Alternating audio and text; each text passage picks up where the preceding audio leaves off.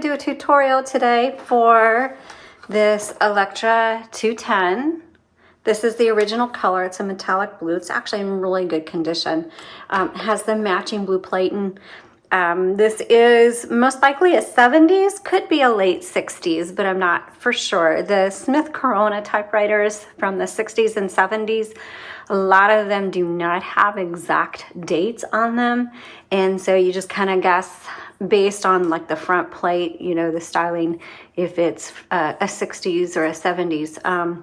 But this one is probably just real close to that late 60s, early 70s, right around in there.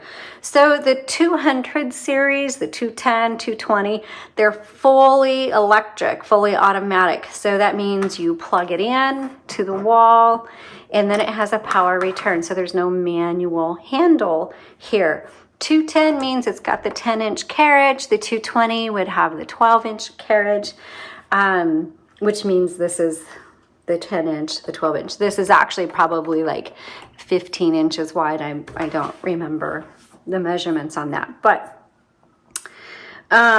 we are going to do the tutorial, and then if you want to see a demo video, there will be one that'll pop up on the screen for you at the very end of this tutorial. Okay, and I think the link will be in the description below. So let's go ahead and just get started. Back here is your paper holder.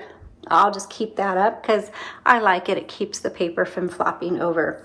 You need to manually set your margins, and you just press and drag, and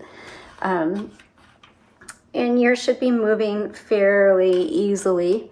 It shouldn't be really difficult, but a lot of these typewriters have been sitting for decades, so you may have to loosen them up a bit. Okay. Right here, this is your paper release, and I'll show you that right now. So what you do to load your paper, you're going to load it against like this ruler looking plate here, and we're going to set it in there, turn the handle, and you'll see my paper is crooked, and so that's where this paper release really comes in handy. You just pull that forward and make sure your paper is nice and even. Engage. Also make sure your paper is underneath this bar. That bar holds your paper taut against the roller, the plating, and for better performance. Now when you're done typing, you also pull this paper release forward, and then you can pull the paper out. To move this carriage when you're not typing, there are levers on either side behind the handle, and it doesn't matter which one. You just pull it forward, and that releases your carriage, and you can hear your bell. Now that bell is going to sound when you get within a few spaces of your margin on the right side. That just lets you know, hey, you're at the end of the line and your margin is coming up. I'm not a computer. I'm not going to go to the next line for you. You have to do that. So when you get to the margin, then that's when you hit your return button and go to the next line. However, if you're in the middle of a word, that can be a little bit of a pain. So let me turn this on, and here's your power switch right here. I'm going to turn it on. By the way, when you're using an electric typewriter especially, keep it clear of anything breakable that would be within reach of this carriage. Okay, so let's say you're typing. There's the bell saying, hey, you're at the end of your margin, and what you should do is hit your return handle. But let's say that goes off, but you're in the middle of the word, and it's going to just stop on you. You can't move forward, you can't type or anything like that. And there's a button right here on the right side. It says MR. That means margin release. You press that, you'll see it kind of jump just a little bit, and you can finish your word or your thought, then hit your power return. So that is how that works. Also, while we're down here, there are 3 keys on an Electra 120 that have an auto repeat, and you just hold them down, and that's going to be your dash, your period, and your X.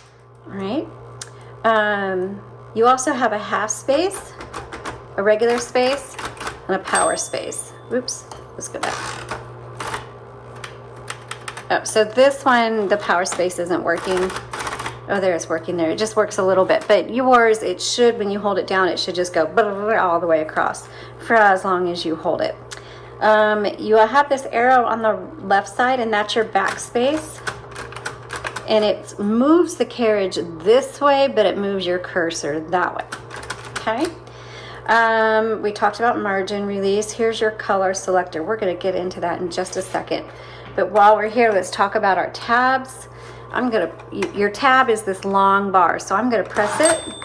Okay, and there's no tabs set. So let's see. I don't know if the tabs work on this one. We'll try it. So we hit set. All right, so it looks like the tabs don't work on this one, which is actually very common. And tabs are really not, if there's something to not work on your typewriter, I would always pick the tabs. I mean, I don't even use tabs. Most people don't. Some typewriters don't even come with the ability to set a tab. But to set it, you just hit set. To clear it, you just hit clear. You like would tab over and then hit clear. And that is how it should work on your typewriter. Okay, let's go back here. Oh, let's open up the top. Inside, you're going to see the ribbon, and it's a universal ribbon, which means it's a 2-inch spool with a 1/2-inch ribbon. Black is on top, red is on bottom. Super easy to take out. Just pull up, and it pulls. You can, on this one, you can just pull up and out. When you put it back in, make sure it's threaded properly through these guide wires. Please reference the photo that I have in the product listing. That link is also below.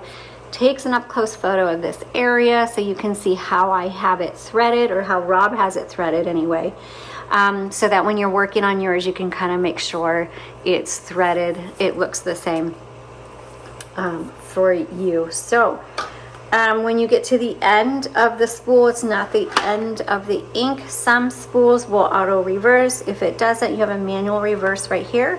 On the left side, it says, and by the way, you get ink all over when you do it, so be careful. It says rib rev, and that means ribbon reversal. And so you just would switch down, and it goes the other direction. And there's so much ink in these ribbons, it should last you a really long time. Okay, copy set.